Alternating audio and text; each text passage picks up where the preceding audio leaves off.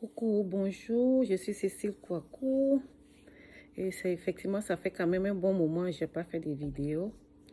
Vous savez, lorsque vous êtes en Occident, spécialement aux États-Unis, vous êtes toujours occupé, vous êtes en train de courir par-ci, par-là, résoudre certains problèmes et tout. Oui, ça fait quand même longtemps, oui, je n'ai pas fait de vidéos. Alors ce matin, je viens partager, donner des petits conseils comme j'ai l'habitude de le dire. Souvent, mes vidéos sont basées sur les petits conseils en tant que mère, en tant que grand-mère, en tant que parent. Parce que comme je l'ai dit, je travaille dans une école ici aux États-Unis. Alors, j'ai quand même quelques petits conseils, souvent, très souvent, que je veux partager avec vous. Bon, ce matin, j'ai un thème. Mon thème, c'est j'aime les enfants. Tout simplement, j'aime les enfants. Alors, pourquoi j'aime les enfants? Et je sais que parmi vous, vous êtes aussi un parent, vous êtes des parents, vous êtes des grands-mères.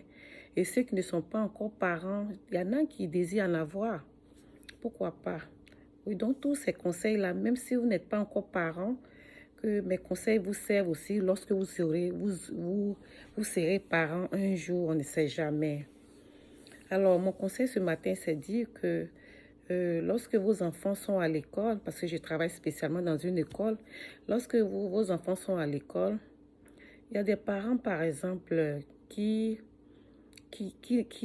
parlent peut-être trois langues à la maison et ça embrouille les enfants. Ça embrouille les enfants. Donc souvent, par exemple, il y a des parents qui se retrouvent en parlant peut-être trois langues. Ils ont leur langue maternelle. Ils ont la langue du pays, c'est-à-dire l'anglais qui est aux États-Unis, la langue qui est parlée couramment, qui est l'anglais. Sinon, aux États-Unis, nous avons deux langues, l'anglais et l'espagnol. Mais couramment, la langue qui est parlée couramment, c'est l'anglais. Alors, il y a des parents qui se retrouvent ici en tant qu'immigrés, qui veulent imposer à leurs enfants leur langue qu'ils ont l'habitude de parler. Ils se disent que ils doivent pas, leurs enfants ne doivent pas arrêter de parler leur langue maternelle. Vous comprenez?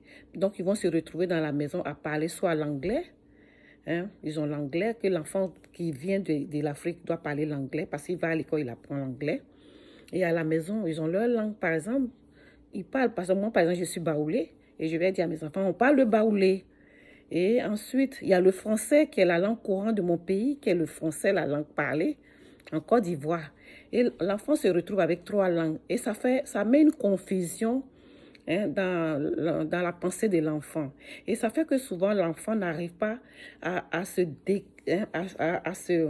départager de la langue. Il ne sait pas quelle langue choisir et parler. Et souvent, à l'école, ça crée énormément de problèmes. Quand il y a un enfant qui se retrouve avec trois langues parlées à la maison, et à l'école, il apprend l'anglais, il est un peu confus. Souvent, il ne sait pas par quoi parler. Souvent, il va vouloir mélanger toutes les trois langues pour pouvoir s'exprimer. Alors que ce n'est pas possible, vous comprenez? Voilà, donc c'est pour juste vous donner des conseils en tant que parent. Parce que moi aussi, j'aime mes enfants. Chacun de nous aime, nous aimons nos enfants.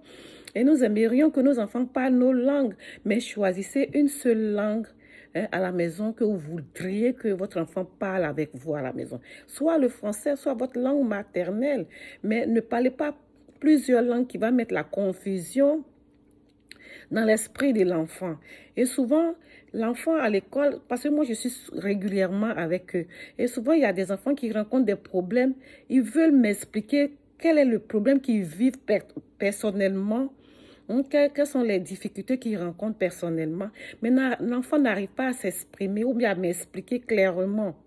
Vous comprenez? Je prends un exemple, il n'y a pas trop longtemps, il y a un enfant qui m'a approché, un enfant peut-être qui a ici qu'on appelle le first grade. Vous comprenez, l'enfant m'approche, elle a vécu une histoire, mais elle ne sait pas comment m'exprimer parce qu'elle ne parle même pas le français, elle ne parle que sa langue maternelle à la maison. Vous comprenez? Et l'enfant vient de commencer, l'enfant n'arrive pas à m'exprimer, l'enfant n'arrive pas à m'expliquer.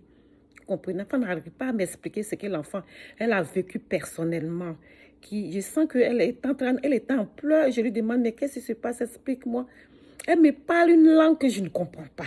Elle me parle une langue que je n'ai jamais entendue. C'est une langue, vraiment, sincèrement. Donc, Un parent, faites un effort, soit vous choisissez de parler l'anglais à la maison, soit vous choisissez de parler, si vous êtes francophone, choisissez de parler le français.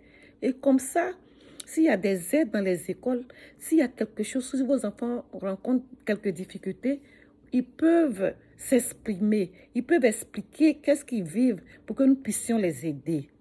Vous comprenez? Donc voilà, c'est ce petit conseil-là que j'avais voulu partager avec vous. Et donc cet enfant-là, je n'arrivais pas à comprendre, mais pas à m'expliquer dans sa langue maternelle.